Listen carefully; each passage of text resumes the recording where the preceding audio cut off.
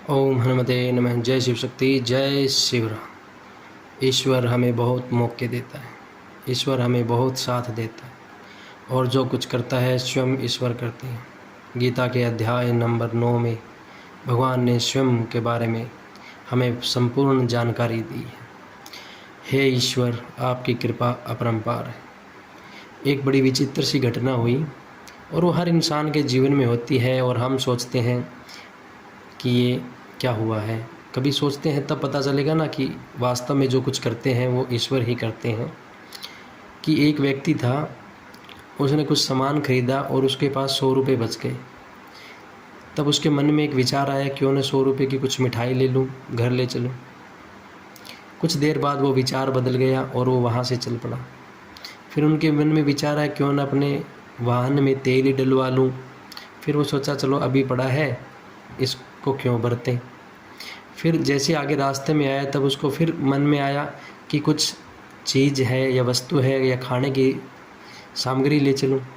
फिर भी वो वहाँ से अपने मन को रोक कर, अर्थात उन 100 रुपये के बारे में सोचता रहा कि अभी मैं इसको खर्च नहीं करूँगा, क्या पता आगे कुछ और काम करेंगे और काम आ जाएगा। अब ईश्वर की लीला कब समझ में आएगी? जब वो सुबह उठता है तब उसे याद आता है कि वो जो 100 रुपये थे वो तो मैंने पर्स में तो डाले ही नहीं, हमारी पैंट की जेब में ही थे। तब वो संभालता है तो वो पैसा वहाँ नहीं मिलता, क्योंकि उसकी पत्नी वस्त्र धो रही थी और मशीन में वो 100 रुपये चले गए और उनके 2 टुकड़े हो गए और वो 100 का नोट जो है वो नष्ट हो गया।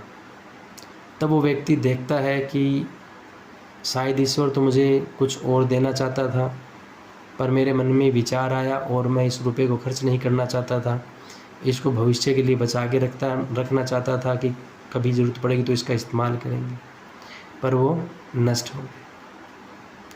तो इस कहानी को वैसे देखें तो नॉर्मल है, कुछ नहीं लगता, पर वास्तव में ईश्वर हमें भोग करने के लिए देता है और हमारी अंतरात्मा से आवाज़ भी आती है कि हम इसका उपभोग कर लें, पर हम उसका उपभोग नहीं करते। भविष्य के लिए या आगे सोचते हैं कि हम इसका ये कर लेंगे, पर जो होना होता है वो तो होता ही है। यदि हम ईश्वर को अपने आप को संपूर्ण सौंप देते हैं तो हमें डरना नहीं चाहिए भविष्य के लिए, क्योंकि जो परमात्मा है वो समय से ऊपर है, समय से परे है और हम सब समय के अंदर हैं। जब बुरा वक्त आता है तो अच्छा भी आएगा, क्योंकि पक्ष और विपक्ष किसी भी चीज़ के हों वो समय के अधीन है और समय कभी भी एक जैसा नहीं रहता।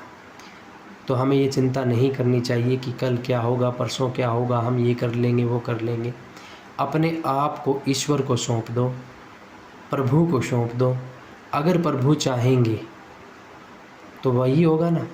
तो हमें क्या करना चाहिए कि हे ईश्वर, मैं आपका हूँ, हे ईश्वर आप हमारे हैं, हे ईश्वर जो आपने दिया मैं उसी का उपभोग कर रहा हूँ, हे ईश्वर आप ही अपने बच्चे को दोगे, मेरा जो कुछ भी है वो आपका ही तो है, मैं अपने आप को आपको सौंपता हूँ, हे ईश्वर आप मेरी रक्षा करें। यदि हम ऐसे भाव रखेंगे और अपने आप को स्वयं को ईश्वर को सौंप देंगे और ईश्वर को अपना मान लेंगे, तब वो आपके लिए हर वो कार्य करेगा जिससे आपकी आवश्यकताओं की पूर्ति हो सके।